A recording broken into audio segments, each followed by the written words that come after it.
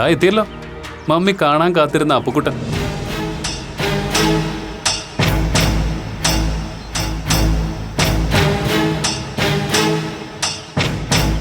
ഇവിടെ വാ.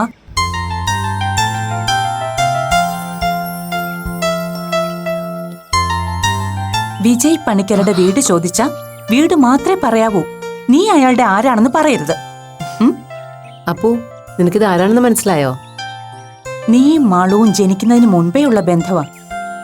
നീ വീട് പറഞ്ഞു തന്ന വിജയ് പണിക്കരില്ലേ, അയാളുടെ കൂടെ കുറച്ചു കാലം ഒരുമിച്ച് പഠിച്ചയാളാ ഞാൻ. ഇതെന്റെ മകൻ ഡോക്ടർ ജോബിൻ അലക്സ്. ഇവിടെ മെഡിക്കെയർ ഹോസ്പിറ്റലാ വർക്ക് ചെയ്യുന്നത്. എന്റെ മമ്മി, എനിക്കൂടി പറയാൻ എന്തെങ്കിലും ബാക്കി വെക്കണേ. ഇനി വയസ്സും നക്ഷത്രവും ആധാർ നമ്പറും മാത്രമേ ബാക്കിയുള്ളൂ. ഹലോ അപ്പു, ജോബിൻ, നോർമൽ മോഡിൽ ജോക്കുട്ടൻ. പിന്നെ എന്റെ മമ്മിക്ക് സ്നേഹം വല്ലാതെ കൂടി നിൽക്കുകയാണെങ്കിൽ ജോ തുടങ്ങിയ പേരുകളിലൊക്കെ ഞാൻ അറിയപ്പെടും. ഹലോ അപ്പു.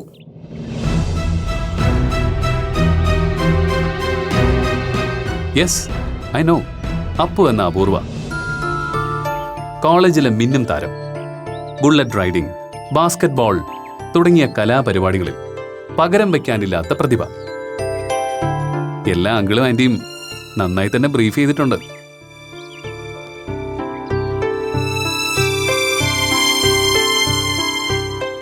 എന്താ ഗീത, തന്റെ മോൾക്ക് ഓർണമെന്റ്സ് ഒന്നും ഇഷ്ടമല്ലേ?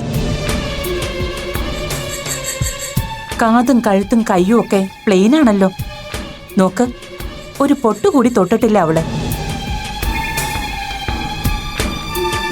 അവക്ക് അതൊന്നും ഇഷ്ടമല്ല ഡേസി. റിയലി? അത് നന്നായി. അപൂർവയെ കല്യാണം കഴിക്കുന്ന ആളുടെ ഭാഗ്യമാണല്ലോ.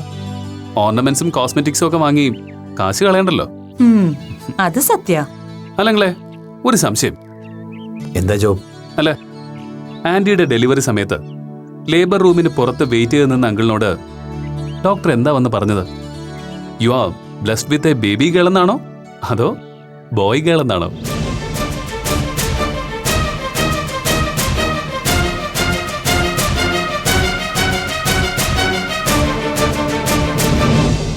ഡെയ്സമ്മ മോനെന്ന് വിളിച്ചതിൽ തെറ്റു പറയാൻ പറ്റില്ല. U looks more like Appu than അപൂർവ.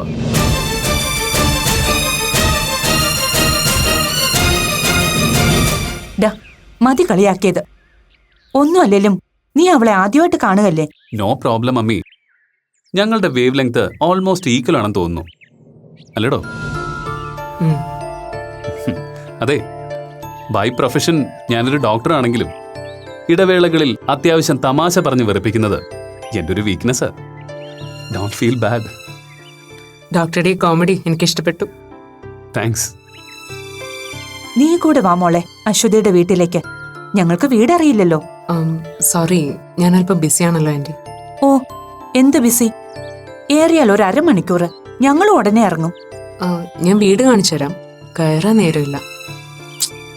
ചുമ്മാ ജാടയിടല്ലോടോ, ഒന്ന് വാ. ഡെയ്സമ്മ പഴയ കൂട്ടുകാരിയെ കാണുമ്പോ നമ്മുടെ കാര്യം അങ്ങ് മറക്കും. പിന്നെ ഒറ്റയ്ക്ക് ഞാൻ അവിടെ ഇരുന്ന് പോസ്റ്റ് ആവണ്ടല്ലോ. ഇവര് കത്തി വെക്കുമ്പോ നമുക്ക് വല്ല ഫ്രഷ് കോമഡിയും പറഞ്ഞ് പ്രാക്ടീസ് ചെയ്യാം. മോളെ, നിനക്ക് തരാൻ ആന്റി കുറച്ച് ഡ്രസ്സ് കൊണ്ടുവന്നിട്ടുണ്ട്. പാകമാകുമോ ഇഷ്ടമാകുമോ എന്നൊന്നും അറിയില്ല. ഇഷ്ടമല്ലെങ്കിൽ മാറ്റിയെടുക്കാൻ ബില്ല് സൂക്ഷിച്ചു വെച്ചിട്ടുണ്ട് കേട്ടോ. Thanks anti. പാകമല്ലെങ്കിൽ ഞാൻ മാറ്റിയെടുത്തോളാം. ആ, കാർ ഇവിടെ കിടക്കട്ടെ ജോ, നമുക്ക് നടക്കാം. കുറച്ചു ദൂരമല്ലേ ഉള്ളൂ.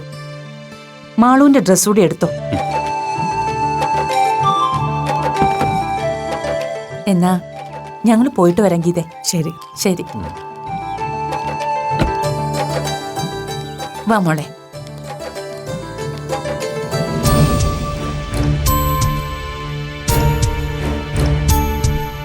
അറിയാതെയാണെങ്കിലും ജോബിൻ പറഞ്ഞ പ്രയോഗം correct. Blessed with a boy girl.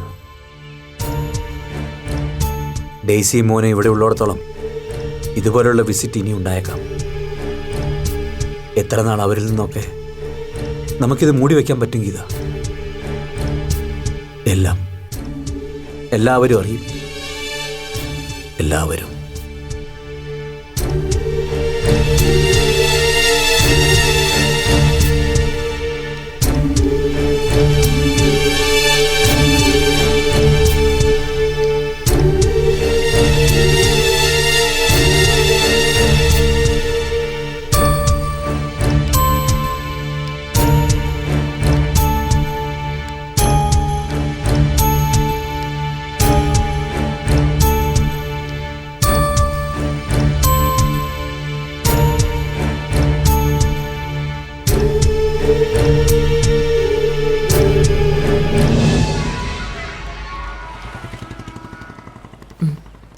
ഇതാ വീട്.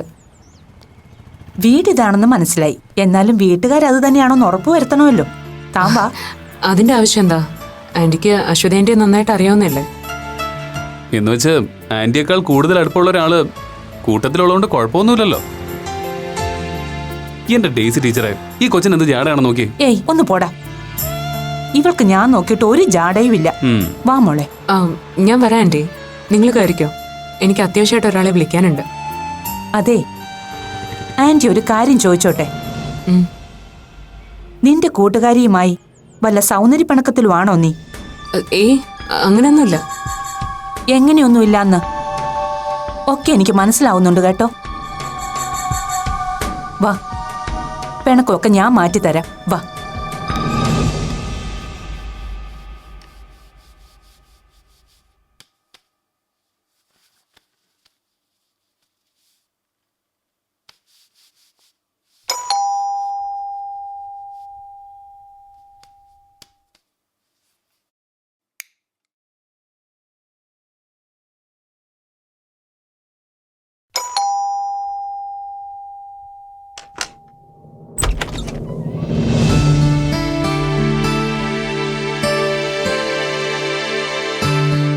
Good morning madam. പഴയ ഒരു പരിചയക്കാരിയാണ്. വല്ല പിടുത്തവും കിട്ടുന്നുണ്ടോ? ടീച്ചറോ? എന്റെ ഈശ്വരാ, ഇത് എന്തൊരു അത്ഭുതം! ഇന്ന് രാവിലെയും കൂടി ഞാൻ നമ്മുടെ കാര്യം ഓർത്തതേ ഉള്ളൂ. അപ്പൊ തന്നെ ദേ ആള് പൊട്ടി വീണു മുന്നില്. വല്ലാത്തൊരു അത്ഭുതം തന്നെ. ആരെങ്കിലും നമ്മളെക്കുറിച്ച് ഓർത്താലേ അപ്പൊ അവിടെ ഓടിയെത്തുന്ന ഒരു പ്രത്യേക സിദ്ധി കിട്ടിയിരിക്കുക എനിക്ക്. എനിക്കറിയാവുന്ന ഡേസി ടീച്ചർ അല്ലേ, ഞാൻ വിശ്വസിച്ചു. വാ, അകത്തേക്ക് വാ.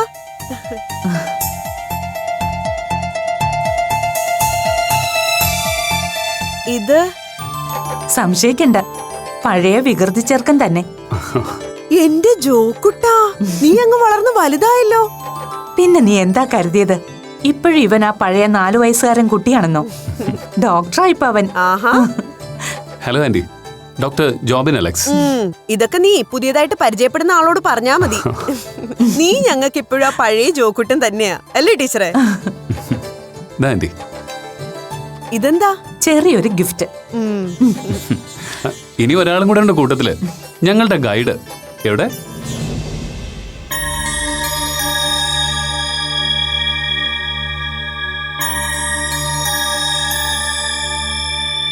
താനെന്താ എവിടെ നിൽക്കുന്നേ? കേറി വാ. വാ.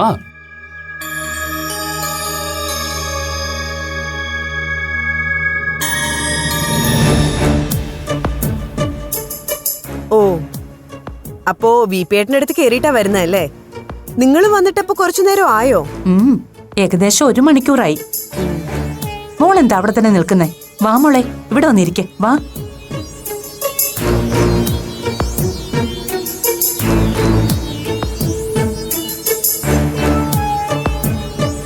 ചെന്നിരിക്കപ്പൂ. വേണ്ട, ഞാനിവിടെ നിന്നോളാം. പിന്നെ എന്താ അമ്മയും മോനും കൂടി പെട്ടെന്നൊരു സർപ്രൈസ് വിസിറ്റ്? ഇവനിവിടെ മെഡിക്കെയർ ഹോസ്പിറ്റലിൽ ജോയിൻ ചെയ്തു. വന്നിട്ട് ഒരാഴ്ച കഴിഞ്ഞു. ഒന്ന് സെറ്റിലായിട്ട് പഴയ പരിചയക്കാരെ തപ്പി ഇറങ്ങാമെന്ന് കരുതി. അല്ല, അശ്വതി മാത്രമേ ഉള്ളൂ ഇവിടെ? അമ്മ ഇപ്പൊ കൂടെ ഉണ്ടെന്ന് ഗീത പറഞ്ഞു. അമ്മ ഒരു റിലേറ്റീവിനെ കാണാൻ കുറച്ചു മുന്നേ ഇറങ്ങിയതേ ഉള്ളൂ. മുരളിയേട്ടൻ സൈറ്റിലാണ്. ഞാനൊന്ന് വിളിച്ചു നോക്കട്ടെ. ഫ്രീ ആണെങ്കിൽ ഇങ്ങോട്ട് വരാൻ പറയാം. വേണ്ട അശ്വതി, വെറുതെ ബുദ്ധിമുട്ടിക്കണ്ട. അവിടെ നല്ല തിരക്കിലാവും. പിന്നെ മോളെവിടെ? മാളു? അവള് കോളേജിൽ പോയി. എന്താ ഇവർ രണ്ടുപേരും ഒരു ക്ലാസ്സിലല്ലേ? എന്നിട്ടെന്താ ഇയാള് പോവാത്തെ? പോയില്ല, ഇന്ന് ലീവ് എടുത്തു.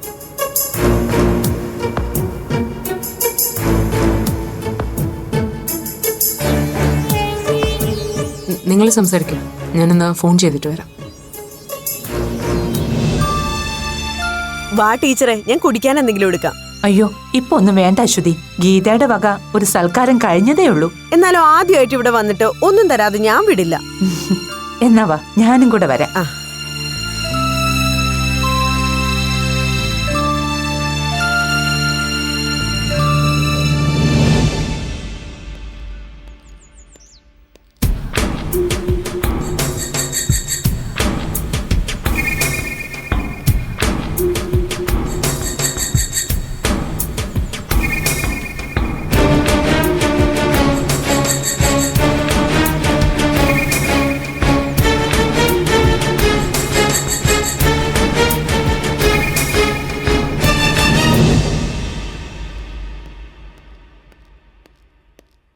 അപ്പോ ഉം.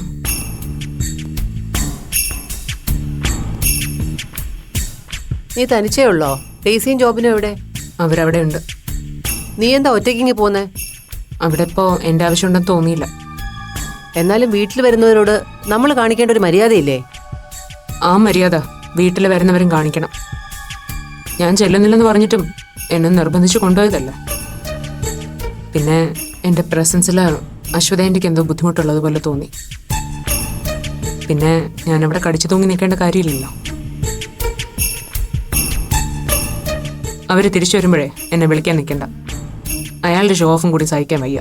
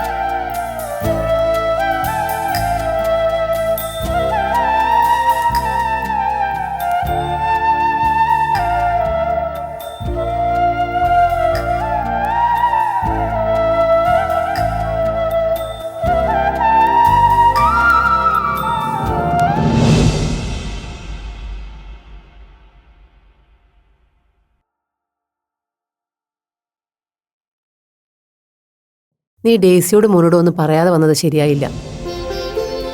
നീ അങ്ങനെ ചെയ്യേണ്ടിയിരുന്നില്ല അപ്പോ. അവർക്കത് നന്നായിട്ട് ഫീൽ ചെയ്തിട്ടുണ്ടാവും. അവർക്കങ്ങനെയൊന്നും തോന്നിക്കാണില്ല. ഞാൻ പറഞ്ഞല്ലോ, എന്റെ പ്രസൻസിൽ അവിടെയുള്ളവരൊക്കെ ആകെ ഡിസ്റ്റർബ്ഡ് ആയിരുന്നു. അശ്വതി ആ രീതിയിൽ എന്തെങ്കിലും പറഞ്ഞോ നിന്നോട്? പറയാതെയും മനസ്സിലെന്താണെന്ന് ഊഹിക്കാലോ.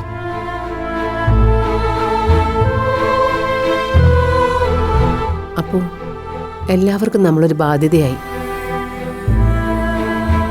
നമ്മുടെ കൺവെട്ടത്ത് നിന്നും എല്ലാവരും ഓടി ഒളിക്കാൻ ശ്രമിക്കുക. മുരളിക്കും അശ്വതിക്കും പോലും അങ്ങനെ തോന്നിയെങ്കിൽ ബാക്കിയുള്ളവരുടെ കാര്യം ഊഹിക്കാവുന്നതല്ലേ ഉള്ളൂ. മുരളി ആ വീട് വിൽക്കാൻ തീരുമാനിച്ചു. ഇവിടുന്ന് ഷിഫ്റ്റ് ചെയ്യാണെന്ന്. പോവാണെന്നോ? എങ്ങോട്ട്? അറിയില്ല. അശ്വതിക്ക് ഉടനെ എറണാകുളത്തേക്ക് ട്രാൻസ്ഫർ ഉണ്ടാവുമെന്നാണ് കാരണം പറയുന്നത്. മാളുവിനും അവിടെ എവിടെയെങ്കിലും അഡ്മിഷൻ നോക്കുന്നുണ്ടെന്ന്. അച്ഛനോട് പോലും ഒന്നും പറയാതെയാ മുരളി തീരുമാനം എടുത്തത്. വീട് വിൽക്കുന്ന കാര്യം പത്രപരസ്യം കണ്ട VP അറിഞ്ഞത്. അച്ഛനിന്ന് മുരളിയെ കണ്ട് സംസാരിച്ചിരുന്നു. പോകാനുള്ള യഥാർത്ഥ കാരണം അശ്വതിയുടെ ട്രാൻസ്ഫർ ഒന്നും അല്ലെന്ന് ഒടുവിൽ അച്ഛനോട് തുറന്നു സമ്മതിച്ചു എന്ന്. കാരണം ഞാനാണ് അല്ലേ മാം? അശ്വതി ആൻറ്റി എന്തുകൊണ്ട് എന്നോട് ഇൻഡിഫറൻ്റ് ആയിട്ട് പെരുമാറിയതെന്ന് ഇപ്പം എനിക്ക് മനസ്സിലായി. ഒരു പരിധിവരെ ഒന്നിനും ആരെയും കുറ്റം പറയാൻ പറ്റില്ലല്ലോ അപ്പൂ. ശരിയാണ്. എല്ലാത്തിനും കാരണം ഞാനാണ്. ഞാൻ മാത്രം. പോകുന്നവരൊക്കെ പൊയ്ക്കോട്ടെ അമ്മ. ഇനിയിപ്പോ ഞാനിവിടെ തുടരുന്നത് അമ്മയ്ക്കും അച്ഛനും ഒക്കെ ഒരു ബാധ്യതയായി തോന്നുന്നുണ്ടെങ്കിൽ തുറന്നു പറഞ്ഞാൽ മതി. ഞാനും എവിടേക്കെങ്കിലും. അപ്പൂ, മാറേണ്ടത് നീയല്ല അപ്പൂ, നിന്റെ മനസ്സാണ്. അതിന് നീ തയ്യാറാവാത്തിടത്തോളം കാലം എല്ലാവരിൽ നിന്നും എല്ലാത്തിൽ നിന്നും നമ്മൾ ഒറ്റപ്പെട്ടുകൊണ്ടിരിക്കും.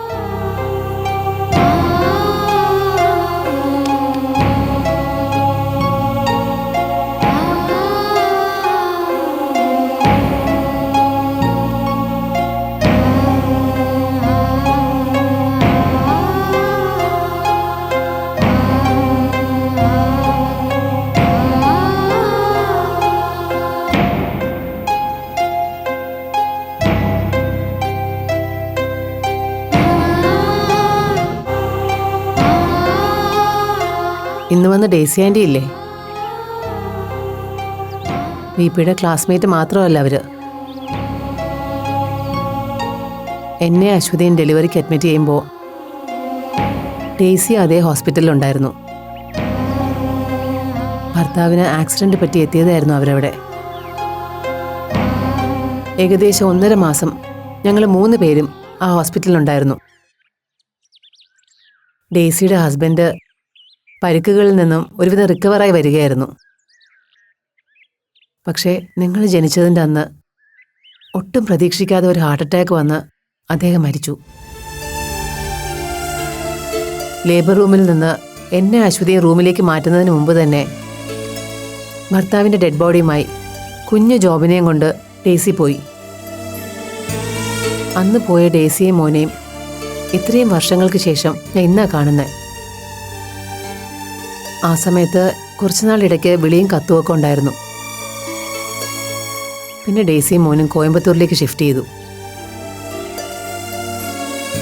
നമ്മുടെ 2 വീടുകളുടെയും ഹൗസ് വാമിംഗ് ഒരുമിച്ചായിരുന്നല്ലോ. അന്ന് ഉറപ്പായും വരാന്നൊക്കെ ഡേസി സമ്മതിച്ചതാ. പക്ഷെ വന്നില്ല. ഹസ്ബൻഡിൻ്റെ വീട്ടുകാരുമായി എന്തോ ഇഷ്യൂസ് ഉണ്ടായി ഡേസി മോനെയും കൊണ്ട് ഡൽഹിയിലേക്ക് ഷിഫ്റ്റ് ചെയ്തു. പിന്നെ ഡേസിയെക്കുറിച്ച് ഒരു അപ്ഡേറ്റ്സും ഉണ്ടായിരുന്നില്ല. ഇതൊക്കെ ഇപ്പൊ പറയുന്ന എന്തിനാ? കാര്യമുണ്ട്.